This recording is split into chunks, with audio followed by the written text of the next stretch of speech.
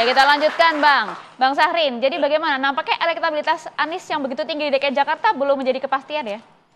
Ya, kalau Anies ini memang yang pertama-tama mendapatkan dukungan partai kan sebenarnya Anies.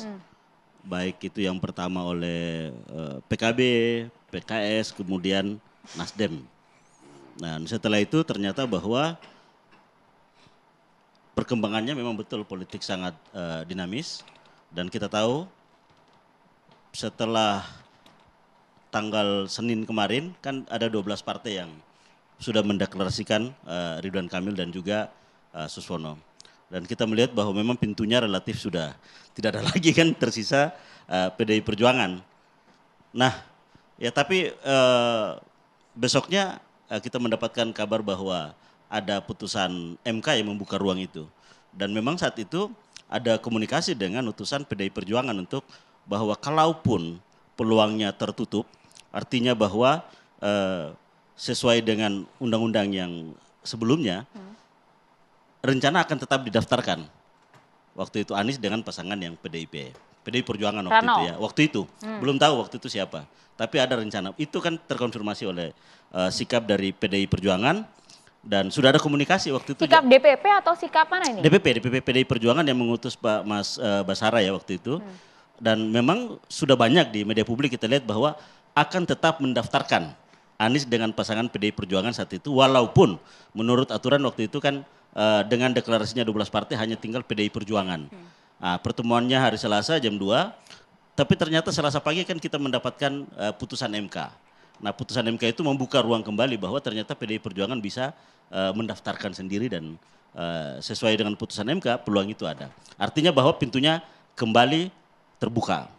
Nah berikutnya pada hari berikutnya ya relatif ada dinamika kembali kan. Dan setelah itu ya ternyata bahwa sahabat saya Bung Habib dan kawan-kawan di DPR itu tidak melanjutkan pembahasan RUU Pilkada sehingga semua merujuk PKPU-nya kepada putusan MK. Artinya bahwa ruangnya terbuka kembali. Nah, komunikasi PDI Perjuangan dengan Mas Anies relatif sangat intens. Dan kita tahu bahwa ternyata intensitas komunikasi itu semua berbicara tentang gagasan. Gagasan Bung Karno, bicara tentang cita-cita kemerdekaan kita, bicara tentang bagaimana menata kota ini, bicara tentang bagaimana pelestarian lingkungan dan juga keberpihakan terhadap rakyat. Ini yang intensitas pembicaraan ini itu antara Mas Anies dengan utusan resmi PDI Perjuangan. Bahwa tidak ada bicara soal yang lain. Bicaranya itu adalah soal gagasan. Bagaimana kita relatif sangat detail. Apa program-program buat orang miskin di Jakarta. Nah ini menjadi sangat penting kalau kita lihat bahwa pendaftaran orang menjadi calon kan di luar banyak spekulasi bahwa yang lebih banyak bicarakan adalah soal aspek-aspek yang sangat teknis. Tapi komunikasi antara Anies Baswedan dan utusan PDI Perjuangan ini bicara soal bagaimana gagasan-gagasan cita-cita politik partai, garis partai perjuangan ini bisa terwujud melalui kepemimpinan di gubernur. Itu kan kemarin, Bang Syahrin, itu kan kemarin. Tapi hari ini sepertinya pintu tertutup untuk Anies Baswedan. Ya, saya ingin merunut itu sampai pada tahap ini. Nah, ada kecocokan itu. Dulu. Bahwa kemarin belum lama ini kemarin kan baru beberapa hari. Kemarin. Ya, artinya bahwa kesamaan itu ada. Dan kemudian kan pada fase berikutnya pertemuan antara Anies Baswedan dan juga Rano Karno. Karena memang kan sebelum ini kan belum ada pertemuan. Dan selama ini kan juga disinggung bahwa Anies belum pernah main ke kantor partai. Dan pertemuan itu ya memang diagendakan di kantor partai. Dan bertemu, Anies dan Rano Karno bertemu. Bertemu, berbincang, ya selayaknya kita mau ke kantor partai apa kan harus selalu dong menghargai partai dengan menggunakan warnanya. Wajar ketika Anies. Bang, sorry Bang, kemarin ketemu Rano Karno kami nggak dapat fotonya, videonya nggak ada itu Bang. Iya, kan memang rencananya kan memang pertemuan khusus aja antara mereka berdua kan. Dan itu kan tidak untuk dipublikasikan. Karena kan beda fase antara keputusan partai itu kan menjadi ranah internal partai tentunya. Bahwa komunikasi antara Anies dan juga Rano Karno, itu kan sesuatu hal yang terpisah. Nah, komunikasi cukup intens, cukup dalam, tapi kemudian tadi sampaikan paling tidak yang akan mendaftar besok adalah Pramono Rano. Lukanya dalam juga nggak ini Bang? Ya sebenarnya tidak ada yang luka. Karena konsentrasi Anies ini kan memperjuangkan kemanusiaan, memperjuangkan cita-cita kemerdekaan, memperjuangkan kesetaraan. Kan di situ sebenarnya standing posisi Anies. Nah, persoalan bahwa dia nantinya itu menjalankan itu dalam pemerintahan, ya itu lebih mudah mewujudkan gagasan-gagasan itu dengan program karena ada supporting negara di situ. Tapi ketika misalnya tidak di dalam pemerintahan, kan sama saja bisa melakukan itu secara terhormat. Nggak berasa di prank nih ya? Enggak, kita melihat bahwa semua partai politik memiliki dinamikanya sendiri. Setiap partai politik memiliki garis kebijakannya sendiri. Semua partai politik memiliki platform perjuangan sendiri. Nah, mekanisme itu, pertimbangan itu kan sangat tergantung dengan internal partai. Nah, untuk itu ya Anies tentunya menghargai, menghormati apa yang menjadi putusan partai. Berarti waktu yang tersisa 2 hari ini Bang Sarin, Yap. menurut Abang Anies akan tetap bertarung di pilkada atau langkahnya terhenti sama sekali karena tidak ada kendaraan Bang? Gini, proses demokrasi kita dalam kontestasi pemilu kan tahapannya ada 2. Yang pertama itu adalah fase partai politik dan yang kedua adalah fase warga. Bahwa kalau menurut survei kan kita lihat bahwa ternyata warga Jakarta dari semua survei politik menyatakan bahwa Anies yang menempati posisi ranking pertama. Tapi kan itu kan tidak menjamin langsung karena ada fase yang harus dilewati, yaitu persetujuan partai, rekomendasi partai atau bahasa sekarang dibilang dengan B1 KWK. Tanpa itu tidak bisa dipilih oleh warga.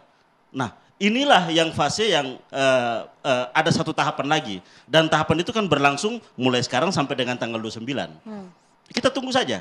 Apakah partai-partai ini akan sesuai dengan aspirasi warga masyarakat, ataukah aspirasi warga masyarakat tidak diametral dengan apa yang menjadi sebentar, partai. Maksud Abang, begini, Bang. partai yang sudah bergabung ke Koalisi Indonesia Maju, yang tadinya mendukung Anies, tiba-tiba ke Kim, akan kembali berbalik ke Anies lagi. Maksud Abang gitu? Itu kan bukan ranah kita.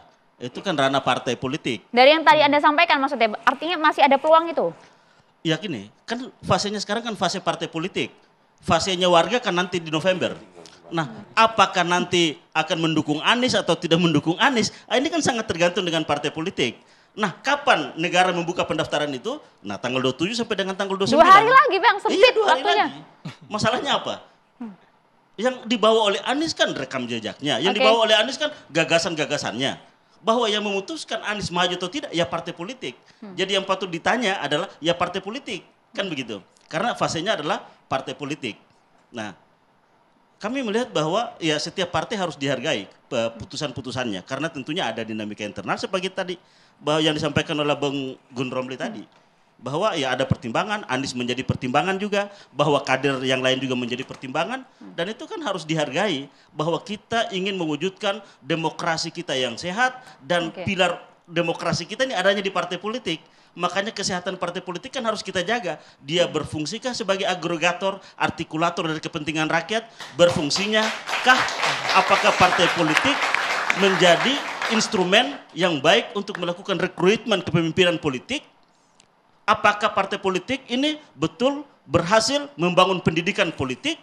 Nah ini kan semua adalah ranah atau ujian bagi partai-partai politik untuk melakukan semua itu secara baik. Kita ke Bang Henry Satrio, hitung-hitungannya seperti apa Bang Henry Satrio melihat peluang Anies sepertinya kandas di Jakarta, Bang. Kalau untuk kans Ridwan Kamil, apakah makin tinggi di atas angin karena sehingga ada lawan atau gimana, Bang? Selalu sulit ya memprediksi Jakarta, Andro. Jadi kalau kemudian nanti yang diajukan Mas Pram, kemudian dari Ridwan Kamil, ada Dharma, sampai hari ini kan sulit itu untuk melihat walaupun hasil survei mengatakan bahwa kalau sekarang dilihat Ridwan Kamil, Pramono Anung, Dharma, yang pernah disurvei kan Ridwan Kamil 18%. Kalau semuanya ada ya Anies, Ahok, Ridwan Kamil. Tapi kan di Jakarta itu yang menang survei itu kalah biasanya. Fauzi Bowo menang survei kalah. Basuki Cahayapurnama menang survei kalah gitu ya. Jadi anomalinya beda-beda. Tapi satu-satu ya. Demonstrasi kemarin di depan DPR MPR itu bukan tentang PDI Perjuangan, bukan tentang Anies Baswedan. Ini bukan tentang nyalon gak nyalon nih. Itu kemarin tuh lebih besar. Demokrasi. Jadi alasannya itu. Bahkan kemarin ada guru honorer muda juga ikut demonstrasi itu menyuarakan nasibnya. Jadi kemarin itu ternyata bukan hanya hal-hal kecil seperti pencalonan siapa yang bisa nyalon siapa enggak, tapi macam-macam akumulasi. Nah kalau kemudian kita bicara Anies Baswedan, sebetulnya tanda-tandanya kan sudah terlihat bahwa dia sulit sekali maju. Misalnya Ibu Mega pada saat pengumuman calon udah bilang tuh, kok caranya kayak gitu ya? Ke Anies ya, kok caranya kayak gitu? Enak aja gue disuruh ngusung Anies kayak gitu-gitulah. Terus kemudian yang kedua, Guntur Romli paham lah. Bu Mega ini my way, caranya sendiri aja. Partainya ini partai kader, kalah nggak apa-apa. Yang penting kadernya maju. Nah ini kan ada Ahok, ada Azwar Anas, ada Rano Karno, dan sekarang ada Pramono. Jadi mungkin Aniesnya agak belakangan tuh. Kecuali Anies pakai gayanya Edi Rahmayadi. Langsung jadi kader, langsung ditetapkan. Siapa lagi? Andika sudah lama bersama PDI Perjuangan. Waktu Ganjar, Andika ada di dalam. Airin, itu Golkar. Punya partai dia. Nah Anies gak punya. Dan kemudian catatan selanjutnya, menurut saya, Mas Anies secara tidak sengaja memperlihatkan ke publik dia sudah memilih bersama Nasdem dan Jokowi. Jadi dia milih tuh, itu kan 1 hari sebelum katanya dia akan diumumkan. Kemudian malamnya dia memilih hadir ke ultahnya Nasdem bersama Jokowi. Sampingnya Bahlil duduknya. Jadi dia sudah memilih gitu. Jadi waktu saya melihat, oh Mas Anies sudah memilih nih. Paginya dia pakai baju merah, saya rasa enggak nih, gitu kan. Itu sinyal juga artinya? Iya, saya membaca begitu kan, pengamat kan baca sinyal-sinyal aja gitu. Begini gitu kan. Jadi kalau kemudian nggak bisa ya sudah. Dan betul kata Gun Romli, nama Pramono Anung tuh nggak baru juga. Awal-awal itu sudah santer itu. Dan nampaknya bisa jadi Guntur Romli ini, Guntur Romli, mau jadi gubernur Gun. Pak Pramono Anung ini bisa jadi jalan tengah juga. Kelihatannya Ibu Mega melihat bahwa konstelasi akan semakin naik kalau kemudian Anies Baswedan maju lagi di Pilkada Jakarta.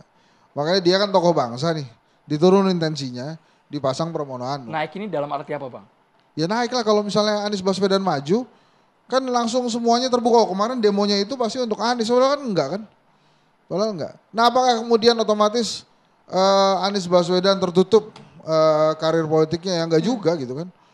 Misalnya tadi Pak Prabowo bilang ingin merangkul semua. Kalau tiba-tiba ditawarin kan bisa juga gitu. Terus apalagi ya dia punya 25% kemarin Pilpres. Dia bisa bina itu. Sebelumnya kan ada gerakan Indonesia Mengajar dia bikin, turun tangan dia bikin. Nah, ini sekarang punya 25%. Dia bikin aja. Atau ya memang seperti Pak Prabowo, seperti Surya Paloh, bikin partai. Gitu. Kan seru juga tuh. Jangan begal partai, tapi bikin partai. Gitu. Nah kalau udah bikin partai kan susah senangnya pasti Pak Mas Anies juga tahu. Karena kalau dia masuk ke partai lain, misalnya selain PDI Perjuangan ya, mohon maaf nih. Misalnya ada satu partai, Anies masuk sana. Mungkin ketua umumnya juga deg-degan. Lah kan ini orang punya 25%. Matahari kembar dong nanti di partainya. Makanya deg-degan juga orang kalau saya masuk partai itu deh. Saya masuk partai deh. Saya masuk partai itu deg-degan juga si ketua umumnya. Jangan sampai dia tersaingi oleh seorang Anies Baswedan. Tapi ini kan judulnya kan bukan Anies Baswedan kan. Jadi bukan tentang Anies. Bukan tentang Anies kan. Tentang semua pilkada di Indonesia. Tentang semua pilkada. Yang jelas begini. Saya salut sama Gerindra. Yang kemudian mempersilahkan partai-partai di dalam KIM itu untuk mencalonkan sendiri pasca MK. Jadi nggak dilarang-larang juga. Nggak ada sprindik-sprindikan juga kan Bang ya. Ya Bang Habib ya. Jadi itu luar biasa Gerindra. Silakan aja kalau mau nyalon. Gitu. Itu cuma di depan layar aja atau di belakang layar juga itu? Tahu kan nanti abis ini kan Bang Habib kan. Kan ada pengamat ya nih. Tapi sih saya yakin nggak ada. Karena partai ini berbeda nih dengan Pak Prabowo-nya ini berbeda. Nah, jadi pada saat MK memutuskan partai-partai mencalonkan diri sendiri, terus kemudian apakah semuanya berbicara tentang Kaisang? Bisa nyalon atau enggak? Enggak. Yang ada kan bilang ngomongin jet pribadinya tuh. Bukan tentang dia bisa nyalon atau tidak. Gulfstream itu kan. Jadi artinya ya sudah tentang MK ini sudah diputuskan, sudah jalan. Ya tinggal sekarang kita menghadapi kontestasi. Hari ini udah ada yang daftar. Kan tinggal 2 hari lagi. Besok atau lusa. Nanti kita lihat saja. Jakarta, nah ini dia. Pernah punya sejarah, ada keputusan gubernur itu dini hari. Yang sudah siap besoknya harus daftar. Jadi kalau kemudian Bang Sarin mikir-mikir kelihatan ini bisa berubah, ya mungkin aja. Tapi apakah Anies lagi? Kelihatannya enggak gitu. Bisa jadi juga orang lain yang misalnya, kalau saya sih ngelihatnya kalau di partainya Gun Romli ini sulit kalau bukan kader. Jadi mungkin akan kader kecuali memang tiba-tiba Anies Baswedan jadi kader PDI Perjuangan. Yang saya juga nggak yakin itu terjadi sih. Dan yang menarik juga, bukannya di Jakarta, di Banten hari ini yang mengejutkan adalah akhirnya Golkar kembali lagi ke air. Oh iya, itu kan itu atas kebesaran hatinya Gerindra juga kan. Nah, terus wajar aja kalau menurut saya sih aneh kalau Golkar nggak dorong Airin. Menurut hasil survei Kedai Kopi hampir 70% elektabilitasnya Airin. Jadi kalau kemudian Golkar mempersilahkan PDI Perjuangan menikmati sendiri kemenangan itu, ini partai saya bisa garuk-garuk kepala juga. Kenapa bisa begini? Jadi kalau kemudian dia kembali lagi ke dukung Airin, satu catatan saya yang pertama justru aplaus ke Gerindra karena berbesar hati mempersilahkan, ya udah Golkar silakan. Yang kedua, pasti kan juga siap kalah juga Gerindra ini. Yang ketiga, ya udah akhirnya emang ketakutan juga Golkar ala Pak Bahlil ini untuk kehilangan kemenangan di Banten. Kan bisa berkurang